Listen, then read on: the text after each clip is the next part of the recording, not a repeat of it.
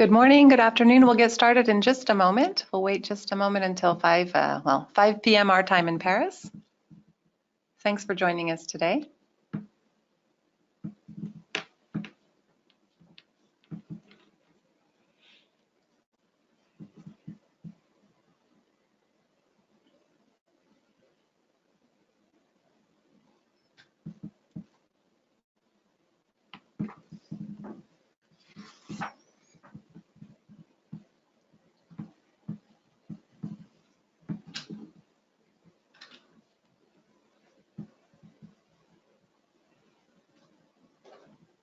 All right, we'll get started.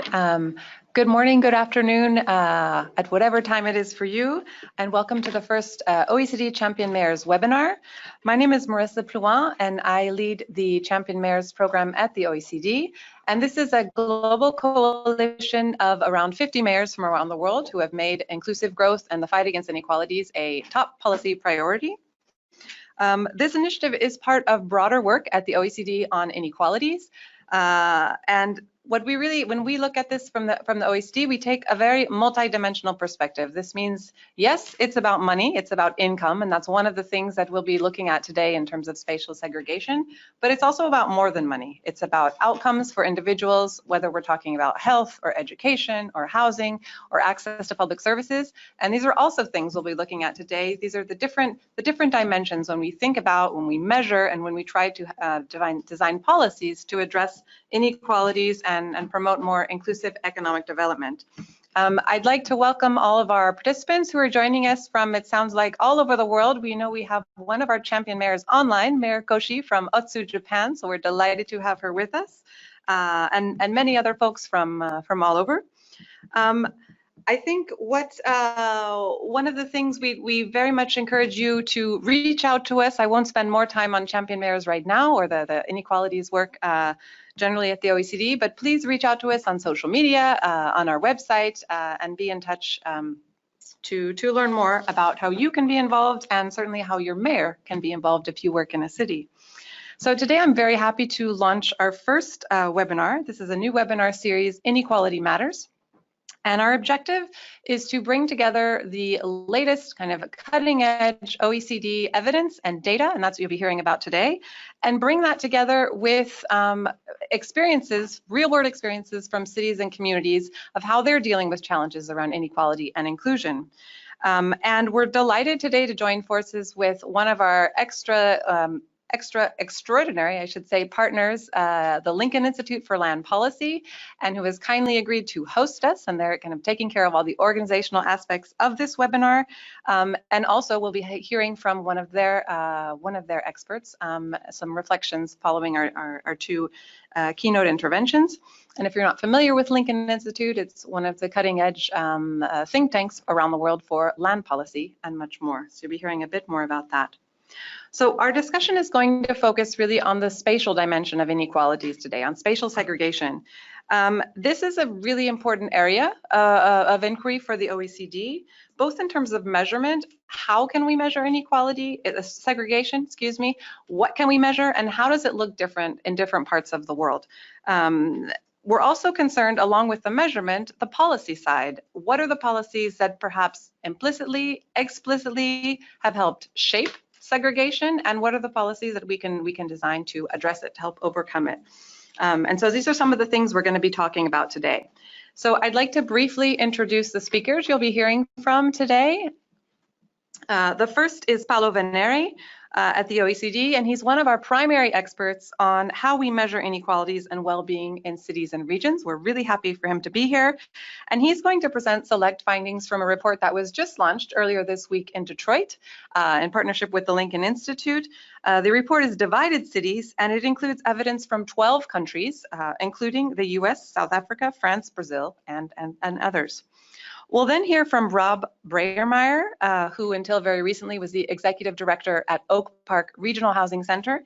And he's going to talk to us about how one community in the greater Chicago area has developed a targeted housing approach really spanning over several decades to address racial segregation, racial and ethnic segregation in Chicago. Then we'll hear from Jessie Grogan, Senior Policy Analyst at the Lincoln Institute, and she's going to talk to us about the role of land policies and how state and local governments can shape segregation and effectively address it. We'll open up after that to Q&A with our panelists. You have a chat function that you hopefully can see in the webinar, and throughout the webinar, please feel free to send questions in. We'll be compiling those when the speakers are talking, and then we'll have this dedicated moment after Jessie's intervention. If we don't manage to get to all of the questions, we're happy to follow up with those by email afterwards. So, before we turn to Paolo, we're going to start with our first poll to see kind of how people are thinking about this issue, just to start with. So our first poll, and I hope you can see it on your screen, is how segregated do you think your city is? Very segregated, somewhat, not at all, or you don't know. So I'll leave that up for just a moment and just mention a few housekeeping details. If you have technical issues but are sufficiently operational to hear this information, please contact Luis, who's one of the organizers. You can do that via chat. This is intended to be a very interactive webinar, so we have at this moment a poll going on. We have the Q&A via chat. We hope you'll be very engaged also on social media. Hashtag Champion Mayors, hashtag Divided Cities. Please don't hesitate to tweet and to continue the conversation online. If you have any questions, please use the chat function and we can address those. I'm going to see how close we are doing on our poll. And we'll give you just a moment or two to finalize that.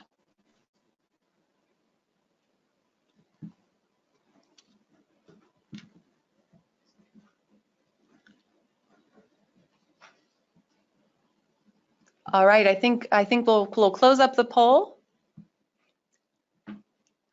And what do we see? So what do we see? 60% of our participants say my city is very segregated, 35% somewhat, 5% not at all, and everyone has an opinion. So that's a good start. I think one of the exciting things that we'll get to do with Paolo next is to see for 12 countries that we have evidence for, what does the data tell us, Paolo? So over to you. Thank you, Marisa. So I'm happy to provide a few selected findings from this new report, Divided Cities. First of all, let me introduce the fact that in recent years we have been working a lot on cities, and one of the reasons is that we have evidence that cities are providers of opportunities for people, so are very important places. That's why we care about cities. But it's also true that cities can be divided and can be made more inclusive and so even more effective in providing opportunities. This is a bit the rationale for this report. While we basically know that inequalities have increased in the last year, we also know that inequalities have increased particularly in cities where inequalities are on average higher. And these higher inequalities in cities can be seen actually through division, through a neighborhood perspective. The fact that people live in different areas of the city, sometimes isolated, sometimes they are left behind of several opportunities.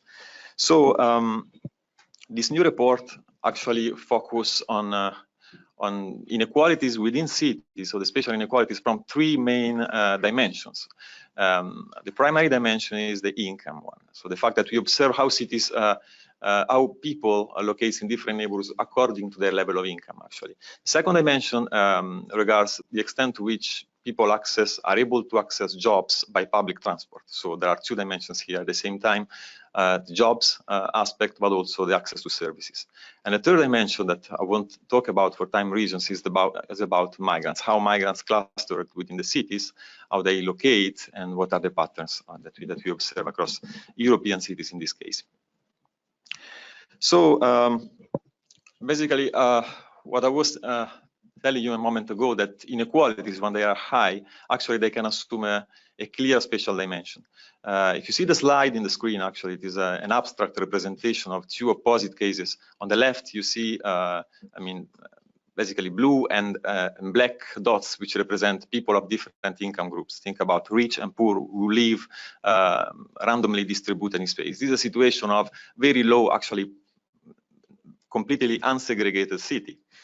On the right, instead, you see that one group, the black dots are all concentrated in a specific area, and the blue ones are concentrated in a completely different area, and there is no connection, there is no interaction between the two. And this is a fully or perfectly segregated city. So what we provide here in terms of income in this report is an indicator with which we can compare actually cities across different countries in terms of this concept of segregation, the extent to which people concentrate and isolate, let's say, in different neighborhoods. When it comes to income, as I was saying, actually what we observe is that there are large differences across countries. In particularly, you see in this slide, for each dot, there is a city, and there is a label for the most segregated cities and the least segregated cities in each country. The point here is that we really focus on the data and on making these indicators comparable, using, first of all, a consistent definition of cities. So cities are, in this case, metropolitan areas, so not just a municipality, but are a group of municipalities which are contiguous and integrated in a single labor market.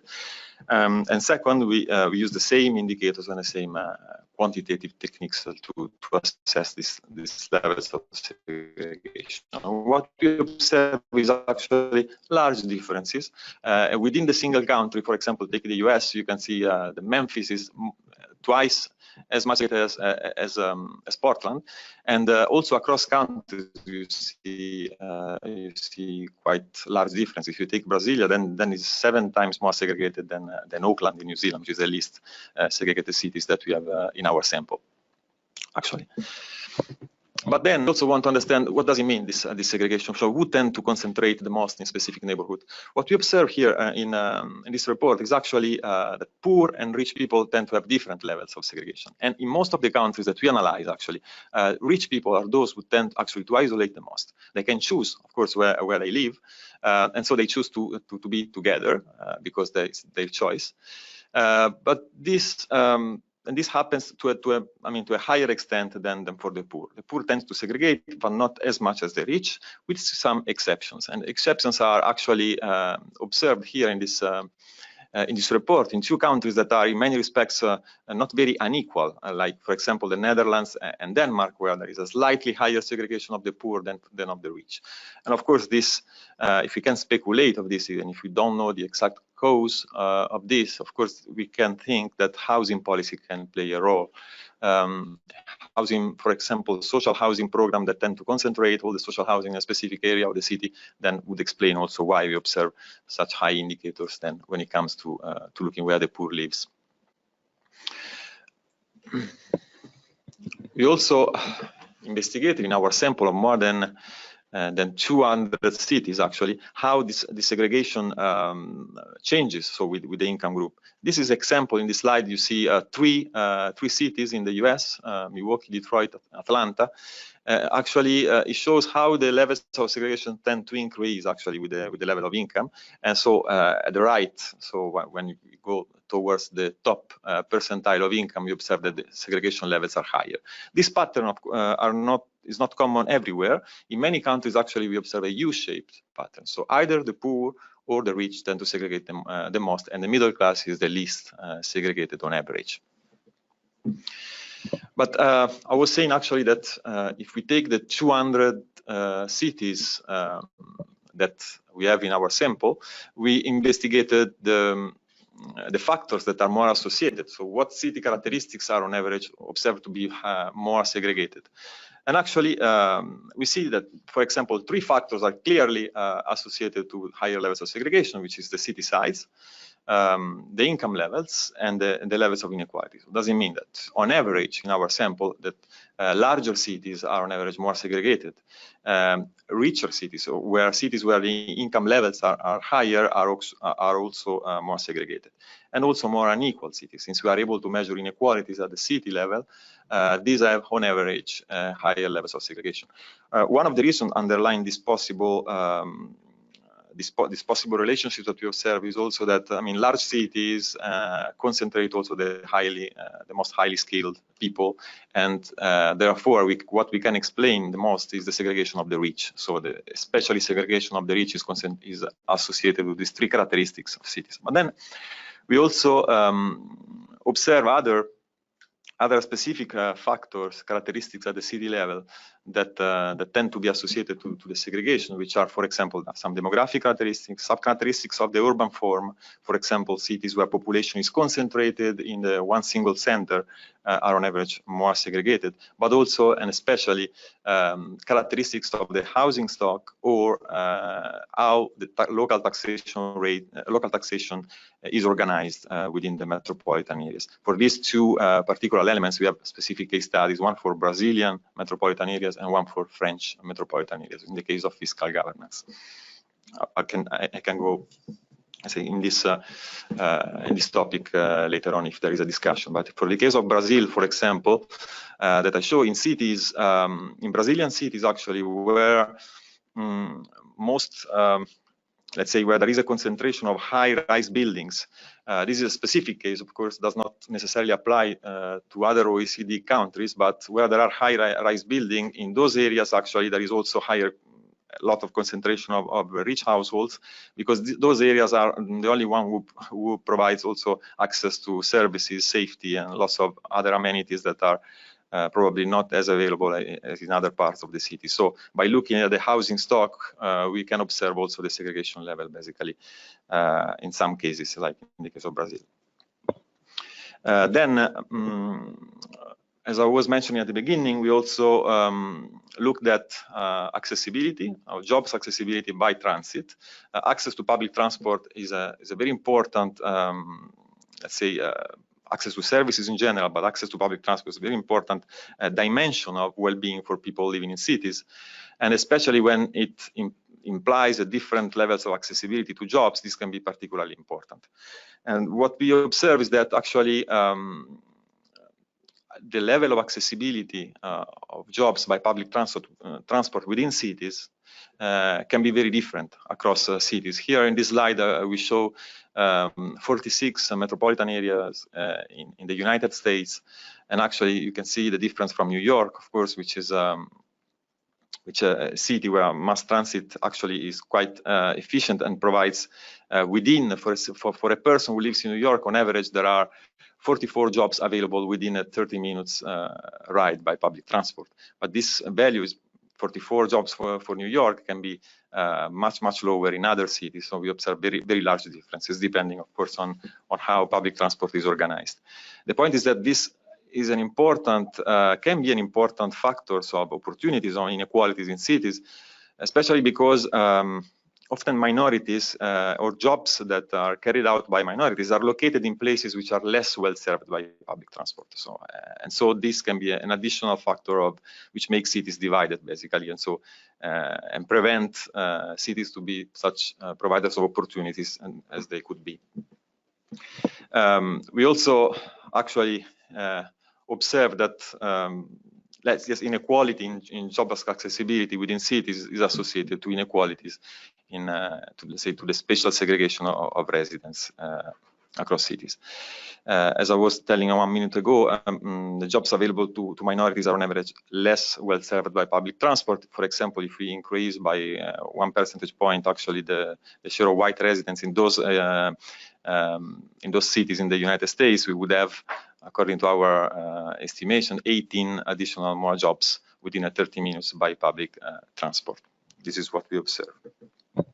So to conclude my presentation, basically, if we can, let's say, highlight some of the, let's say, factors that policy can use, let's say, to bridge the divides and make cities more inclusive. There are a few dimensions of policy that we could discuss. For example, first of all, when it comes to segregation by income and cities, actually, housing affordability is an important topic. So there are many ways to promote housing affordability. It would be important to find ways that are also that allow to maintain also healthy finance within cities. by municipalities, by metropolitan areas, etc. So there are many ways, from land use regulations to social housing programs, that at the same time is carefully planned in a way to avoid, let's say, concentration of disadvantage.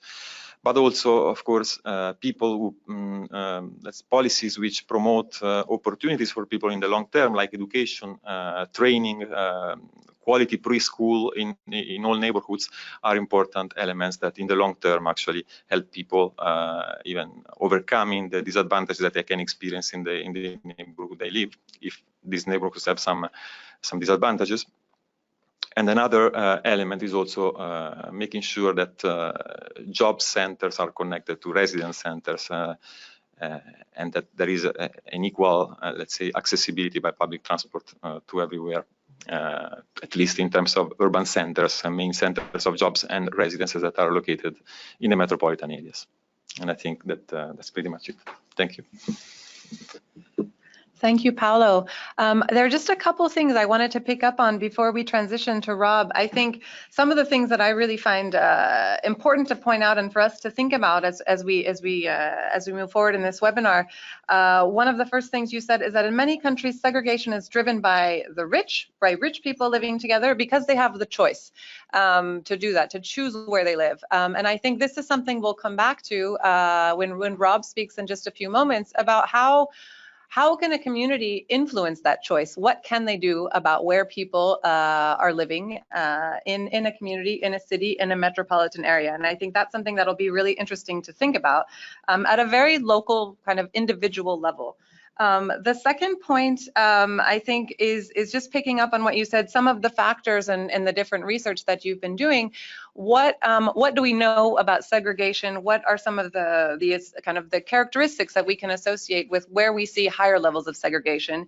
You said larger, richer, and otherwise more unequal cities in terms of income is where we see higher levels of spatial segregation. So I think that's something also important to think about. And then some of these special cases you've looked at, for instance, in Brazil, that the urban form matters actually, if people are living in high-rise vertical buildings. The case in France of taxation, what does that mean for segregation? Which is also, I think, when we think about it, it's not just spatial policies that are determining spatial outcomes. It's a lot of other policies, a lot of other that cut across a lot of different dimensions.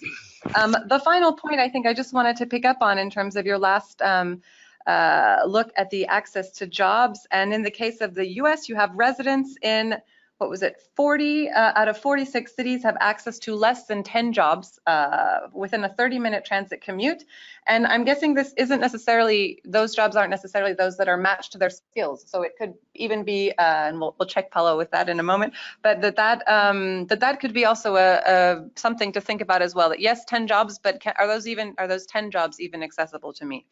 And I think your final remarks are a perfect transition to our next speaker, Rob, who's going to focus on one of the main avenues to break the cycle of inequality, as Paolo said, housing. So Rob, over to you. Thank you. Yes, so for about 48 years now, we have had an organization in a suburb of Chicago called the Oak Park Regional Housing Center. It's in the suburb of Oak Park, Illinois, which is directly west of the city of Chicago. And so if you want to go ahead one slide, we can, so these are some children who live in that community.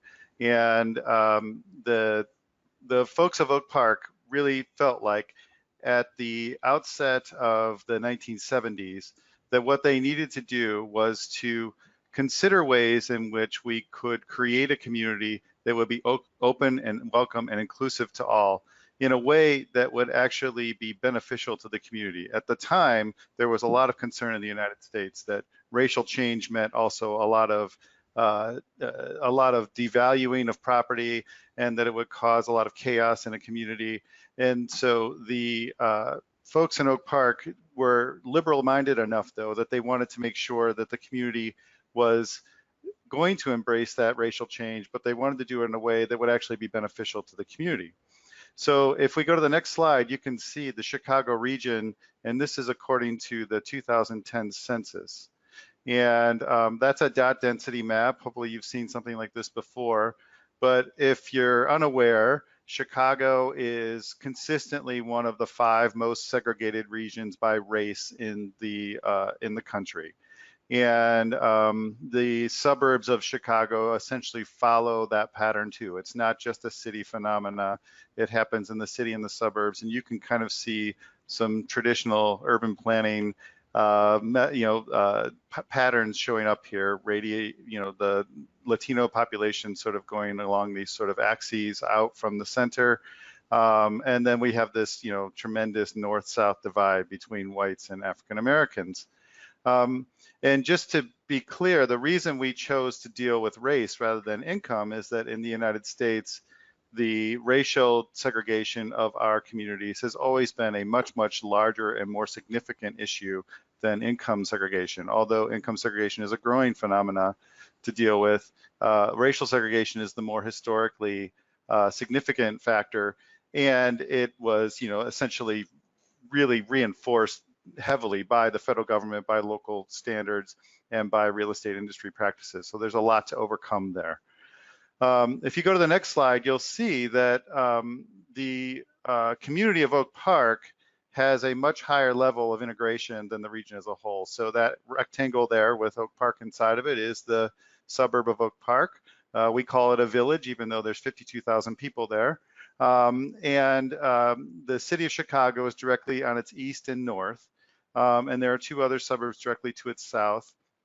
And then the suburb on its northwest, the one that's called River Forest, all play a significant role in how people perceive Oak Park.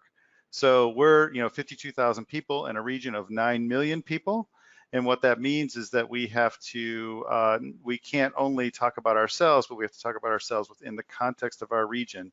So being situated in the most segregated region in the country and surrounded by communities that are, emblematic of that segregation, we have to really work hard when people move into our community to explain to them that we don't want to have that same level of segregation within our borders, but we do want to have people of all racial groups living in the community. So we ended up with this pattern that you see in front of you that isn't exactly perfect. We're not going to call it a utopia, but it is definitely much, much better than the communities that are surrounding us and that typically make up the Chicago region. So it's the way we're doing that is we've recognized something from the very outset of our founding of the Housing Center back in 1972, but even throughout that period, there's been reinvigoration of this idea and sort of updating it for modern times. So let me go to the next slide. What we recognized was that the real issue is how a housing search occurs. So while discrimination is certainly a factor and definitely limits the options for people of color, we also had to think about how does the actual search work. So what we know about search now from lots of research and from our own evidence is that when somebody looks for housing, they do this consistent sort of narrowing of what they are looking for. So first of all, they think of the neighborhoods that they would want to move to. And what we know is that between implicit biases and stereotyping and those sorts of things, that most people start only with a limited number of communities that they would consider. And in Oak Park's case, they have a limited number of neighborhoods within the community that they consider. And that typically just follows their racial background. So people are usually unaware of or have negative ideas about neighborhoods where they're not in the majority. And that is true for all racial groups, for whites, blacks, Latinos, Asians. They are more likely to want to live in a neighborhood where they can find other people who look like them. That's their initial thought process. And that they are also all but African American, typically trying to find a way to stay away from African American neighborhoods. So we had to figure out how can we intervene in that process. But this process is the typical process that you see that people go through. They have those biases and misperceptions. In some cases, there's discrimination happening. And that just from the very outset excludes what we would call an affirmative option, an option that would actually promote integration. And so without even having anything bad necessarily happen, any particular action occurring, the segregation just reinforces itself, and then the inequality of our regions and the inequity that goes with it continues to persist. So on the next slide, you'll see we didn't change this dramatically. We just disrupted in certain places how this worked out. So that very first step after the beginning of the process, you'll see the top shows the tenant begins the housing search. Then in the housing center disrupts that, because what they can do is come to us and use our service to find an apartment.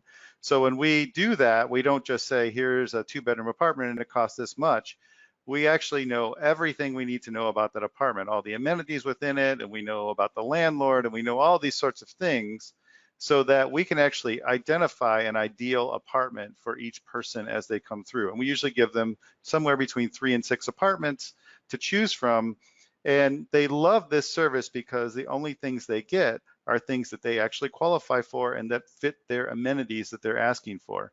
So they can find an apartment. For those of you outside of America, I don't know what the typical time it takes to find an apartment, but in the United States, it typically takes a little over a week, maybe a couple of weeks to find the apartment that you're looking for. But working with us, it takes about 2 hours. So they can actually find an apartment very simply. But in that process, we're disrupting all those implicit biases by giving them units that will help promote integration, as well as talking to them about what their hesitations and their fears and misperceptions are about, and giving them both real data that can show them why they might be wrong about those misperceptions. And then the people who work at the housing center also have real life experience living in those neighborhoods, so they can talk about that, and they have real credibility when they speak.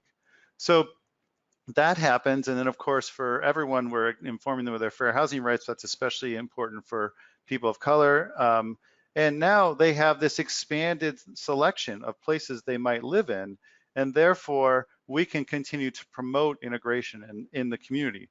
So what we know from the data that we work with on this is that over our history, we're typically helping about 68% of all the people who make a move into Oak Park with our service. They will move in a way that will either promote or improve on the integration of the community. If they don't use our service, they're going to have that happen less than half of the time. So what we know is the integration of our community is dependent upon this service being provided.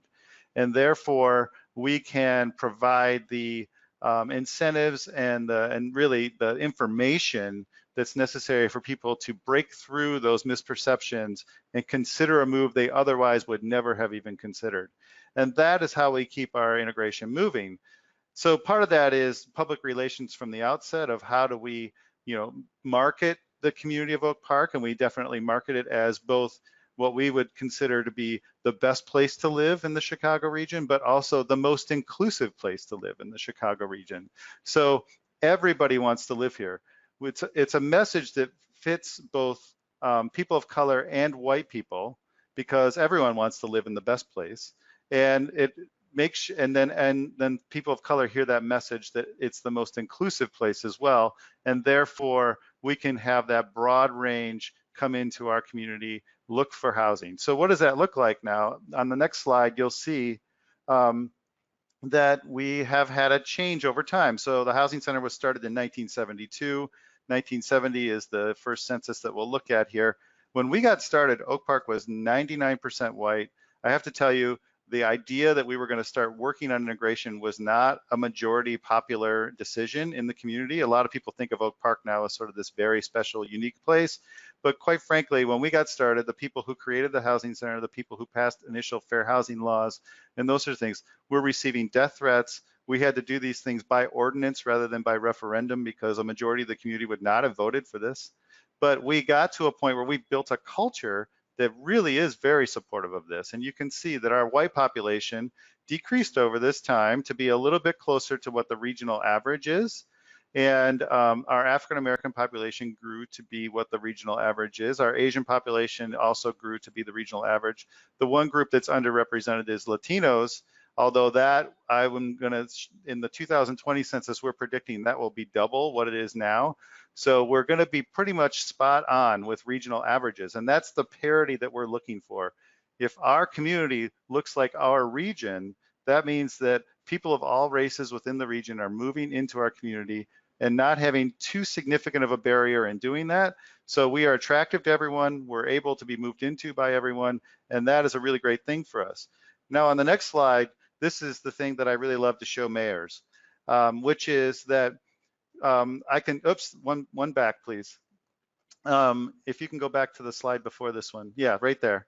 That slide shows you not only what change was for the white population from 1980 to 2010, it decreased by 20%, but our property values went up during that period. So the change in our diversity and the fact that we became more welcoming of a community was a very significant and important economic development strategy in our community, because we're very heavily, we're not quite a bedroom community, but we're close.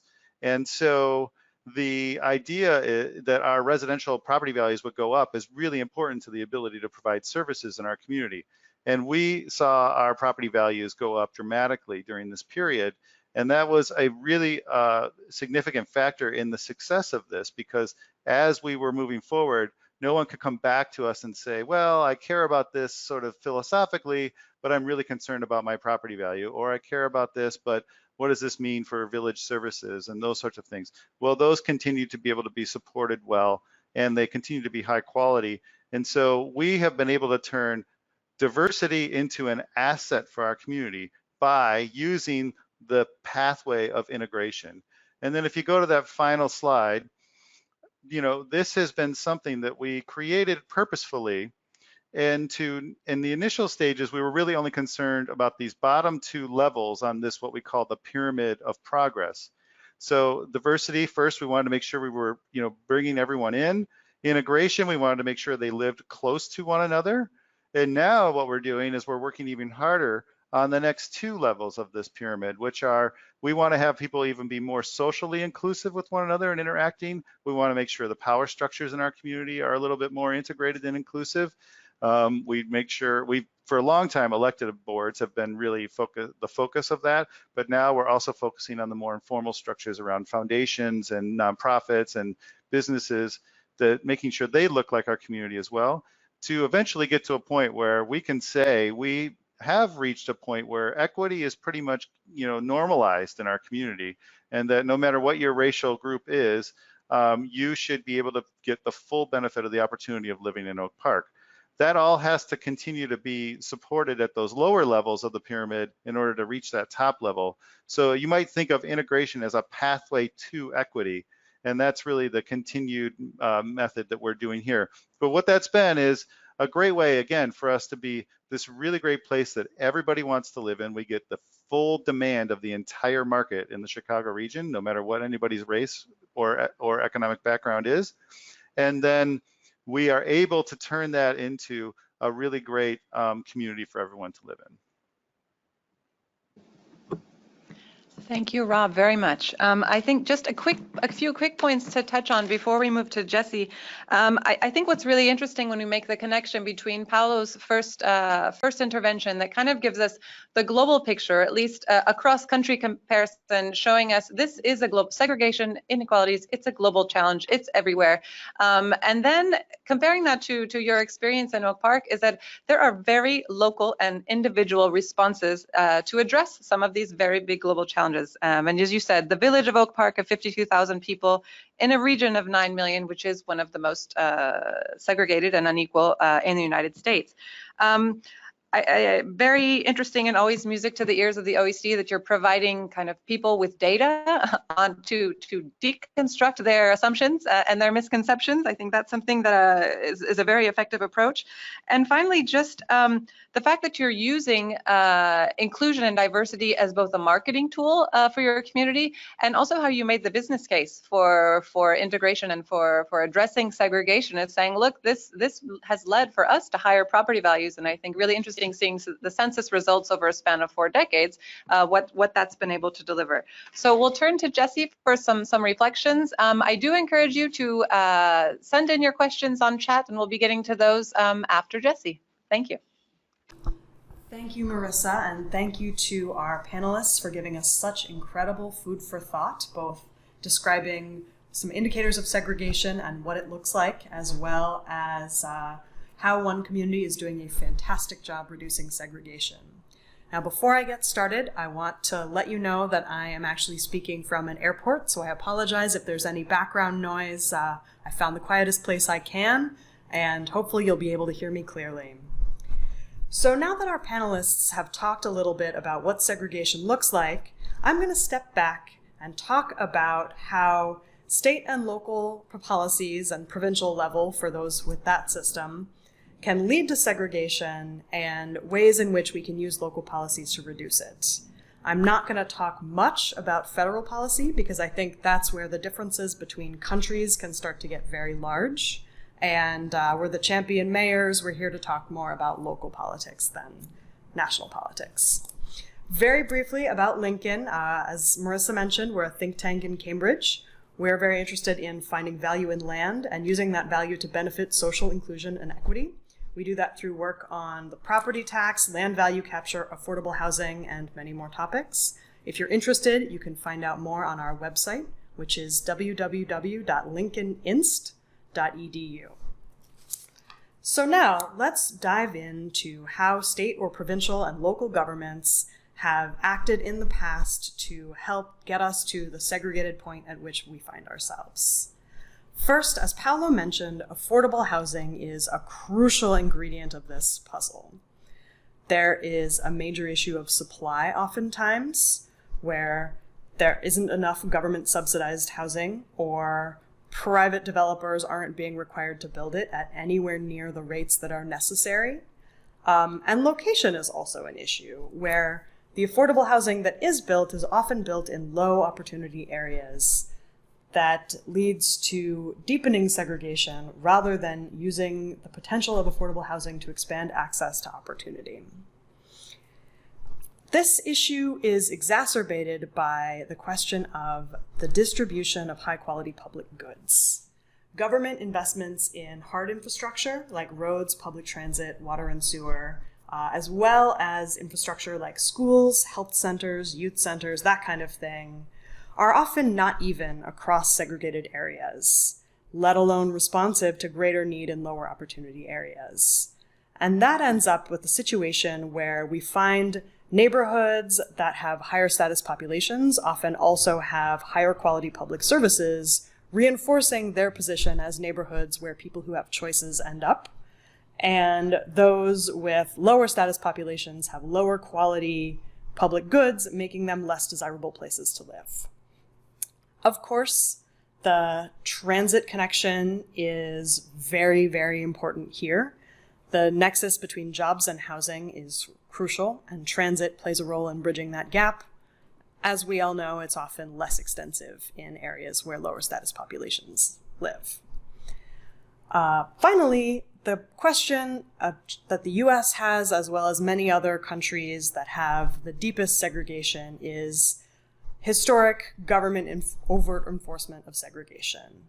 And this is something where the federal government, as well as many more local levels of government, have been involved in enforcing and enacting overtly segregatory policies.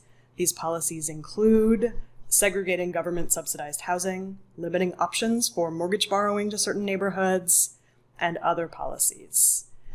So now let's look to the future and think about the ways in which state or provincial and local government policies can be used to reduce or eliminate segregation. Affordable housing is a crucial tool again, and particularly investing in scattered site affordable housing in high opportunity areas. This allows for a way out of these concentrations of poverty that tend to have strong racial correlations as well.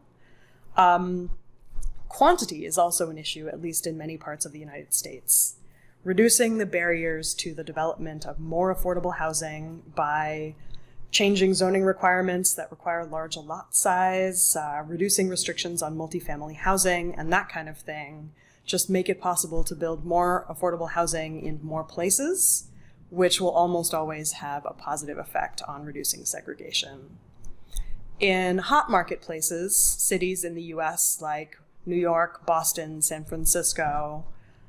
There are tools like inclusionary zoning that require private developers to either build affordable housing as a requirement for any development or in exchange for building higher density or other favorable conditions. Of course, affordable housing development goes hand in hand with the distribution of public goods. We need to focus on remedying the historic distribution of better quality public goods in higher opportunity places by really focusing on fixing that gap and building higher quality public goods in historically underserved neighborhoods. It won't eliminate segregation per se, but it will make its impact lower, and in the long term may lead to all neighborhoods being higher quality places and thus places with residents who have choice will choose to live. Building transit connectivity between high opportunity and low opportunity areas, again, won't necessarily eliminate segregation, but does make these areas higher quality places to live that can attract a variety of different kinds of people. Finally, and I think most importantly, the issue of engaging residents of all kinds in planning processes and public power structures is crucial here. And this is both engagement with high opportunity areas to prevent NIMBYism, not in my backyard, and educate residents of high opportunity areas about the benefits of living in more integrated communities, and building more inclusive planning processes in communities that have been historically underserved. And this means really meaningfully engaging the residents of these communities in making decisions, not just the DAD model of planning, decide, announce, defend. Lowering the barriers to participate makes a huge difference. And finally, I think electing and promoting more diverse and representative political and other government representation can make a huge difference. They can help spread the word for how residents can engage in civic leadership, provide opportunities to support participation, and really help lift up power from all communities. And with that, I'll turn it over to Marissa for question and answer. Thank you, Jessie. And actually, we could hear you just fine here in Paris, so hopefully it's working across the world. I want to check back in with our participants for a moment as we launch into the Q&A that we'd like to do. So thanks for sending in the questions as you've done throughout the webinar. If we could launch the next and final poll to see what you're thinking about segregation and more from the policy perspective after hearing from our speakers today. So what do you think is the top policy priority to address segregation in your city? You can choose one. One is focusing really on housing. How can you make housing more affordable and accessible? The second on education and training opportunities. The third choice, access to jobs and services, for instance, through investments in public transit. The fourth, preventing isolated communities. This is kind of the public, through public space improvements, making more livable city. This is something that we also heard from Rob a bit about making the argument that we're an attractive city. This is what makes us attractive, and we're also an inclusive city. Or perhaps option 5, something else, and feel free to tell us via chat what that might be. So we'll leave this survey up for just a few moments and give you a chance to respond. And meanwhile, I want to move towards the Q&A. We have just a few minutes left before we need to wrap it up today. So I think one of the things that maybe Rob, first question could go to you, and this is something we talked about a little bit before the call today, before the webinar today. You mentioned you made the business case, as we said, where we saw that property values in fact went up in the community over time, as you also saw increasing integration in terms of races and ethnicities in Oak Park. And I want to, if I could, be a little bit of the devil's advocate and think about, from an inclusionary perspective, is there maybe a downside to that, saying, well, property values went up, meaning it's maybe less affordable, at least to people of lower incomes, even though we see greater integration in terms of races and ethnicities. So I'm wondering if that is something that you have looked at all, or is this an issue? And if so, how are you thinking about that?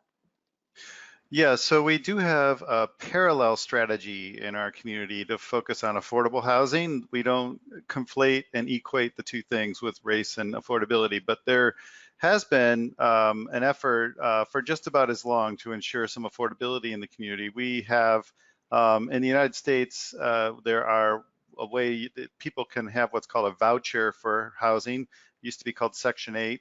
And so we have a significant number of folks who have vouchers in the community, and that we actually, through our own housing authority, administer. So that's about 6% actually of our rental market that is in the Housing Choice Voucher program. In addition to that, we have some other affordable units that have been developed in the community. And including units that are SRO or single room occupancy units, all the way up to some units that have 2 and 3 bedrooms as well for families. More are on the way as we've become more prosperous and wealthy. We have seen, obviously, it be a little bit more difficult to enter the community without the income required. So there are new developments underway, or at least in the planning stage, waiting on some actually just funding from outside sources. For the city itself is not in the way of these. It's supportive of them, but 2 more of these developments to come to the community. But also we want to make sure, the reason we use those vouchers instead of having public housing units is that we want to make sure that the folks in the voucher program are also integrated throughout the community.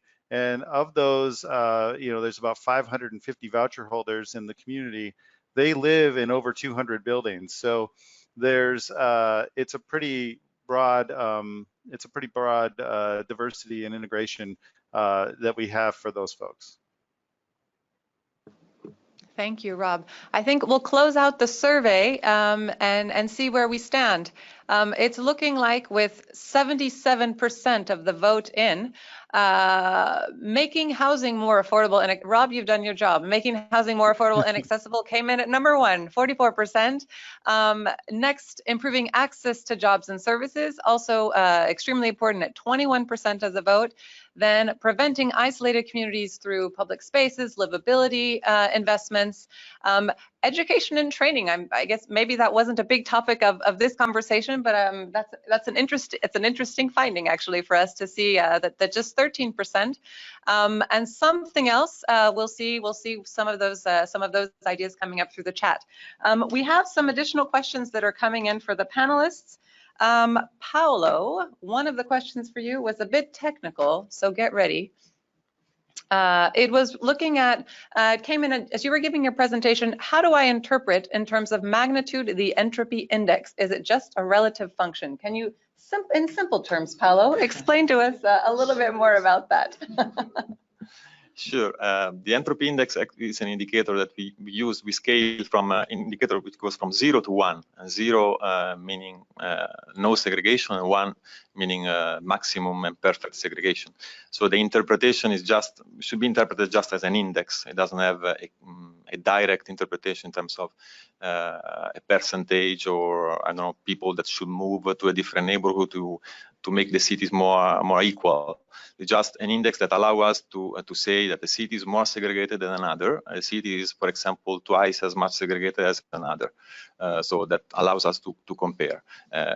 Think about that the entropy index is an index of diversity. So the more diverse people live together, the lower the indicator. The more, people are actually separated, the higher the indicator. Thank you, Paolo. We have another question for Rob that's come in, and that is how, so you're a nonprofit organization in the community, and how do you work with the city administration? How are they supporting what you're doing? I understand perhaps that there may be some subsidies or financial incentives that they're giving to people, to landlords, in order to, those that use your services. So can you tell us, in terms of from a city perspective, how can they work with someone like your organization? Yes, so because this is a clear both social and economic benefit, our village government or city government does support us. We get a significant amount of funding from them. And of course, we're almost 50 years into this process, so it's a lot of money at this point. But when we got started, when you want to get started with something like this, it's not nearly as significant, because you start by doing marketing programs, and then eventually getting to the point where you start to provide services as well. But our village government does have a significant role to play in this, in that I would have a liaison with the village government who I would work with on a regular basis, who would be the person in charge of housing, and actually that person's title is neighborhood services manager, and that person works with housing programs that have subsidies or other issues, other programs that you would think of that would be in like a CDBG department or those sorts of things. They also had control or the management over the building codes folks, and they would and property and I'm blanking on the word, sorry, but the inspection. And so that would allow us to be able to work with landlords even better, because we could tag team on those landlords and sort of talk about this process and why it's good. And then the village did provide, and sometimes still provides, incentives for landlords to improve their apartments, and in return for that, they have to work with us. So that doesn't mean they have to only work with us, but they do have to use us as a way to market their community, their development, and or their building. So we work with them in that way, and then they also have a community relations commission that we're closely related with and working with all the time to promote a lot of the social good in our community that we are trying to accomplish. Thanks, Rob. So financial incentives are one tool, but certainly not the only one, it sounds like, not the only type of intervention. No. We are running out of time, and I know there's other questions that have come in, so we are committed to responding to those via email after this webinar. I do want to thank you all for joining us, but just a few things before we leave you today. First is that please do continue the conversation over social media and online at our Champion Mayors website, and the link should be coming up in just a moment. Stay tuned for some of our next webinars that we'll be doing with different cities around the world. For instance, in June and July, one about how cities can how can they align their investment strategies for climate and inclusion, and that we'll be doing with the city of Paris. How can cities better integrate migrants and refugees? What are some of the challenges and solutions to that with the city of Stockholm in Sweden? And then the good, the bad, and the ugly of the sharing economy with the city of Athens in Greece. And if you're a city online and you would like to join us in one of these, if you'd like to showcase something that you're working on around inclusion and inequalities, please get in touch so we can talk about that. Also, we have some upcoming events with our Champion Mayors this fall in San Francisco, in Bristol, and then in Detroit, and we're looking forward to those. At the next slide, I think one of the things that's very clear is that there's a lot more information that you can find, both from the OECD here. We have just a few of our these are just a select few of the 400 publications we make every year. Here are 4, but these are ones that are very key to our work on cities and inequalities that have just come out. You see Divided Cities, the second one that was just launched earlier this week that Paolo has presented on here today.